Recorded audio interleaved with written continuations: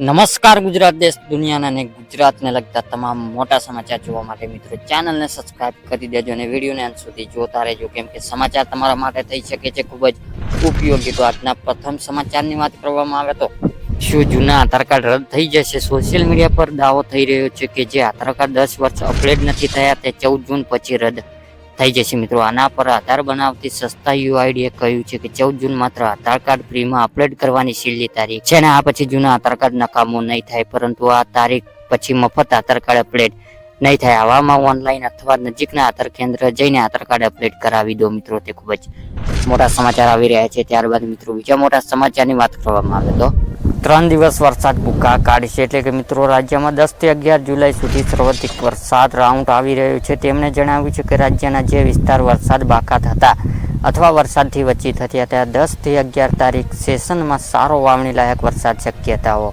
છે અને 10 થી 11 જુલાઈ એમ 2 દરમિયાન રાજ્યમાં મોટાભાગના વિસ્તારોમાં સારો વરસાદ થવાનો। સૌથી વધારે વરસાદ 10 જુલાઈ રોજ અતિ ભારે જોવા મળે તેવું અનુમાન છે, જેમાં સૌથી વધુ દક્ષિણ ગુજરાતમાં જેવો વરસાદ સારો પડે તેવી શક્યતા છે। મિત્રો, અમદાવાદમાં બફારા બાદ વરસાદ પડતા રાહત મળી છે, એટલે કે અમદાવાદમાં વરસાદ શરૂ થઈ ગયો છે। જુદા જુદા વિસ્તારોમાં મુશળધાર વરસાદ ખાબકતા લોકોને ભીંજાઈ ગયા છે, તો કેટલાય દિવસ બાદ વરસાદ પડતા શહેરોની ખુશી થાય છે।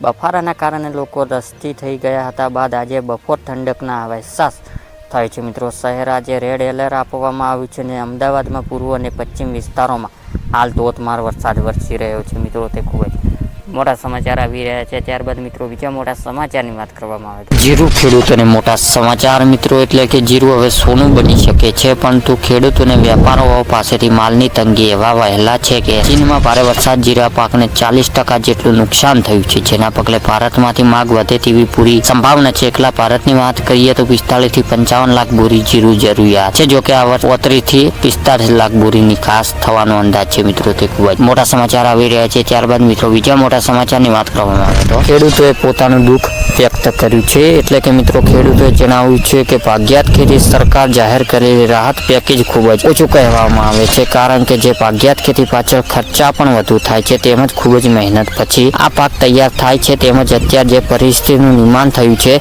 તે પ્રમાણે તો સહાય તો ફક્ત ખેતરની સફાઈ કરવાની જ ખર્ચા થઈ જાય છે। મિત્રો, તેવી પરિસ્થિતિ છે, તે ખૂબ જ મોટા સમાચાર આવી રહ્યા છે। ત્યારબાદ મિત્રો બીજા મોટા સમાચારની વાત કરવામાં આવે તો પેટ્રોલ અને ડીઝલના ભાવ ઘટી શકે છે, એટલે કે મિત્રો મોદી 3.0ની રચના થતા જે પેટ્રોલ મંત્રી હરદીપસિંહ પુરીએ એક મોટી જાહેરાત કરી છે। તેમનું કહેવું છે કે આ વખત સરકાર પેટ્રોલ અને ડીઝલ અને નેચરલ ગેસ જેવા ઉત્પાદન જીએસટી ના દાયરામાં લાવવાની તમામ પ્રયાસો કરે છે। જો કે પેટ્રોલ અને ડીઝલના જીએસટીમાં આવે છે તો ગ્રાહકોને મોટો ફાયદો થઈ જશે। જો કે સરકાર આ મામલે કેવો રિસ્પોન્સ આપે છે જે પણ અગત્યનું છે। મિત્રો, તે ખૂબ જ મોટા સમાચાર આવી રહ્યા છે। ત્યારબાદ મિત્રો બીજા મોટા સમાચારની વાત કરવામાં આવે તો ખેડૂતોને લોન માફ, એટલે કે મિત્રો ખેડૂતો દેવા માફી લઈ મોટા સમાચાર સામે આવે છે કે મોદી સરકાર જ્યારે 2004ના વર્ષમાં જ્યારે આ સત્તા ઉપર આવ્યા ત્યારે એમને કીધું હતું કે 2023 સુધી ખેડૂતોને આવક બમણી કરી દેવાની ડૂબળી અને ખેડૂતોને સંપૂર્ણ દેવા માફ કરવામાં આવશે અને મોદી સરકારે આ વચન આપ્યું હતું। કહેવામાં આવે છે કે મોદી સરકારનું વચન ખૂબ જ અનુરૂપ હોય છે અને મોદી સરકાર વચન આપે તે વચન ક્યારેય ખોટું જતું નથી, પરંતુ આ વચન લક્ષ્ય હજી સુધી પૂરું થયું નથી। 2023 ખેડૂતોને આવક બમણી કરી દેવાની વચન